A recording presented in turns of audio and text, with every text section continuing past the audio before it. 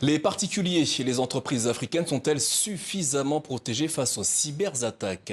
Selon la Commission économique des Nations Unies pour l'Afrique, l'impact de ces attaques informatiques sur le continent africain causerait une perte de 10% du produit intérieur brut.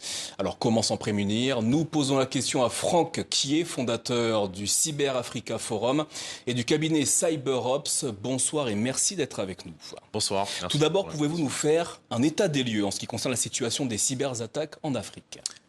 L'état des lieux est assez critique. C'est vrai que depuis quelques années, on remarque une certaine prise de conscience des États africains. Mais comme vous l'avez dit, la cybercriminalité coûte encore aujourd'hui à peu près 10% du PIB de nos pays. Et avec la digitalisation qui est de plus en plus croissante, je pense que c'est une donnée qui continuera d'évoluer encore de plus en plus dans les prochaines années. Alors qui sont les auteurs de ces attaques? D'où viennent-elles? Les auteurs de ces attaques sont multiples, parce qu'il y a plusieurs raisons aussi pour ces cyberattaques. La première raison qu'on peut imaginer assez évidente est une raison économique. Donc on a des cybercriminels qui sont basés soit sur le continent africain, soit à l'étranger, donc dans des pays étrangers, qui ciblent les entreprises africaines. En dehors de ça, il y a aussi des cyberattaques qui sont menées pour des raisons économiques ou politiques, mais il est bien vrai que la raison principale reste quand même financière. Alors depuis la signature du traité de Malabo il y a 10 ans, texte fondateur en matière de cyberdéfense, les États africains ont-ils suffisamment investi pour se protéger face aux cyberattaques? Ce qu'il faut dire, c'est que certaines mesures ont été prises en compte et ont été menées.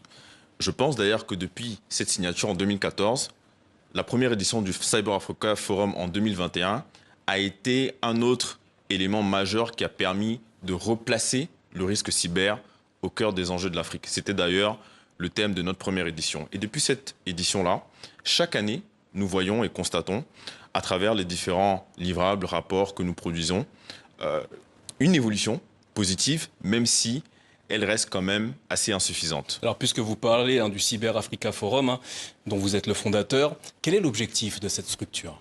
L'objectif du Cyber Africa Forum, il est tout d'abord d'être une plateforme d'échange, mais aussi d'affaires pour tous les décideurs clés du secteur public et du secteur privé. C'est donc l'endroit où vous connaîtrez les dernières tendances et les dernières solutions et innovations en matière de cybersécurité. C'est là aussi où vous pourrez rencontrer les acteurs clés, mais aussi pouvoir avoir accès à un espace d'exposition pour pouvoir faire votre marché, parce que la cybersécurité, c'est aussi un marché, et donc pouvoir mieux protéger votre organisation. Alors, les cyberattaques ne concernent pas uniquement les entreprises, les particuliers sont également exposés. Pour vous, pour nos téléspectateurs qui nous regardent ce soir, quelles seraient les meilleures façons de se prémunir face aux cyberattaques? C'est vrai que quand on parle de façons pour se prémunir, on imagine souvent une formule magique ou quelque chose d'assez spécifique qu'il faut faire. Mais ce qu'il ne faut pas oublier, c'est que les particuliers, dans la vie quotidienne, sont les mêmes personnes qui sont en entreprise aussi, et donc qui sont les acteurs économiques.